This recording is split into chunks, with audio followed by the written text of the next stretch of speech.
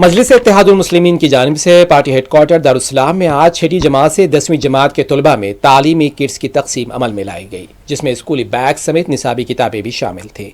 सदर मजलिस बैरिस्टर असदुद्दीन ओवैसी ने तकरीब तकसीम तालीमी किट से खिताब करते हुए तलबा को हुसूल तालीम के लिए सख्त मेहनत करने पर जोर दिया।